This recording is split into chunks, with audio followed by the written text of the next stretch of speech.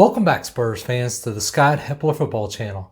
Today we're doing our preview ponderings where we're going to look at the upcoming Leeds United versus Tottenham match on Saturday. Ponder upon this. What do you think the Spurs record will be in the last 4 matches?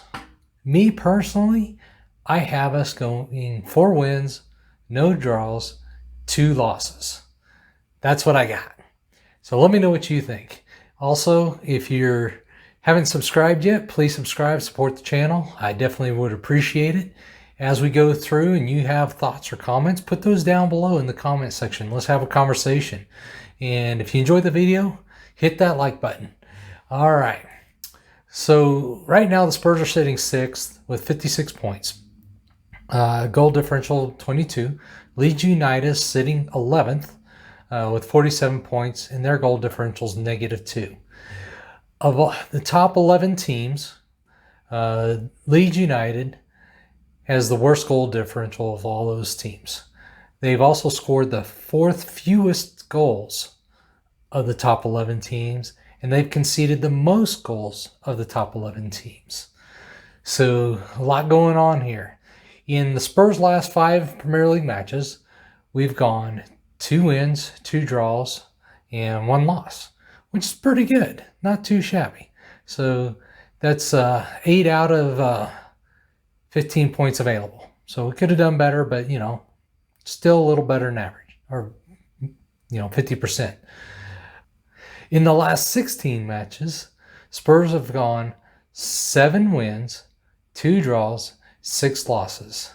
That gives the Spurs 24 points out of a possible 48 in the last 16 matches. So definitely getting a little better week by week, it seems like.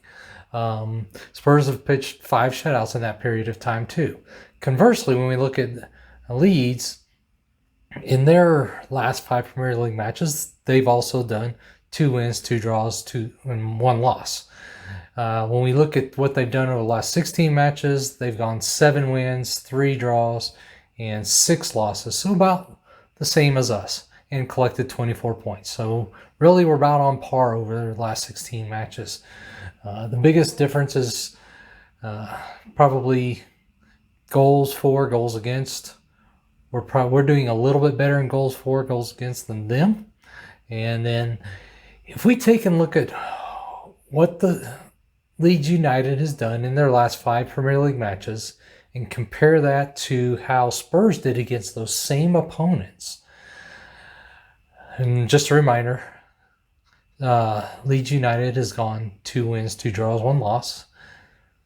Spurs have only done 1 win, no draws, and 4 losses against those same opponents that Leeds United has just recently played. And that's in our most recent matches against those same opponents. So when you look at that, that's not looking so great for us.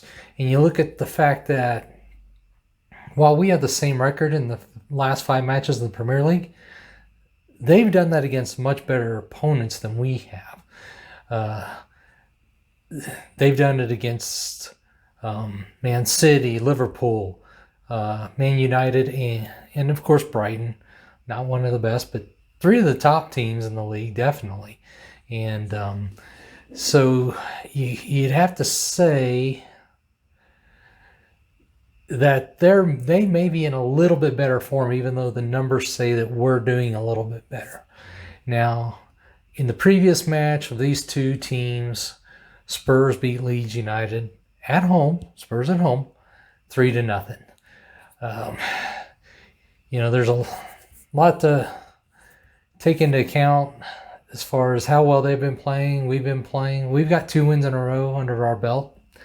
Not too shabby, but they've also beaten some quality opponents. When we look at the injuries and suspensions, Leeds have none. We still have Davies, who's out. Still unsure when he's going to be back. But that's really what's going on as far as the injuries front. So we both should have pretty much our full complement going into this match. There are many times through this season that Leeds has looked more like Spurs than Spurs have. And, they get out on the front foot. With them, it's all or nothing. They're going to go out and try to score and score a bunch. And that's why they have one of the worst, goals against in the top 11. They give up a lot of goals typically. But in the most recent 5 matches, they've only given up 2 goals at most in any one game. So they're doing better defensively within these last 5 matches. Spurs, same can be said for them. They don't give up a lot of goals, but we're not scoring a lot of goals. So, our goal differential is not severely different, and at least in the last 5 matches. But I really feel that we should win this match. And it's going to have a lot to do with the lineup. It depends on who Mason throws out there. And I'm going to do my predicted ponderings here in just a little bit. And that video will be coming out too shortly after this one. But I think a lineup's going to have a huge factor on how we do, not just in stopping them, but being able to get forward and score. And obviously, Bell had a great match last match. I think he needs to be in there. But I think we've got to first think about our defense also, not just what do we need going forward. If we don't think that back line, or at least the back 4, is our best defenders, and that includes Rodin and Tanganga instead of Dyer and Aurier, we're going to be much more susceptible to giving up goals this match. We talked about it. Sheffield United is the most inept team at scoring in the league right now, or for the season.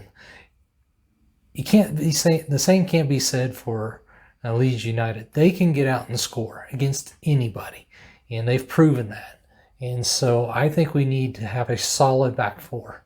So if we can do that, if we have a solid back 4 that doesn't include Sanchez, Dyer, or Aurier, I think we have an opportunity here to get a win, and significantly get a win. And I think we're going to repeat what we scored last time we played them. We're going to do 3-0 and their home pitch. Now that is all caveated with solid defense, not necessarily, through the midfield. I mean, we need a solid midfield, but that back line, that back 4 has to be solid. So that's what I think. I think we're going to win 3-0 if we play with a solid defense. And let me know what you all think. Be looking out for the predicted ponderings where I go through the lineup that I'm going to pick what I think we should do. Not necessarily what Mason's going to do. I have no clue what Mason's doing as far as what he's picking, how he's picking, and who he's picking. Because how do you not play Ndombele last match? Okay, maybe he needed a break. You didn't play him in the cup final. Well, you know what? Unless there's something going on with Ndombele and he has some fatigue issues or he's hurt, he needs to be out there above Dele Alli, Winks, Sissoko, all these people that they continue to throw out there. Definitely need Ndombele out there, in my opinion, in this match. Excuse me. And let me know what y'all think down in the comments on how this is going to shake out. And come on, you Spurs.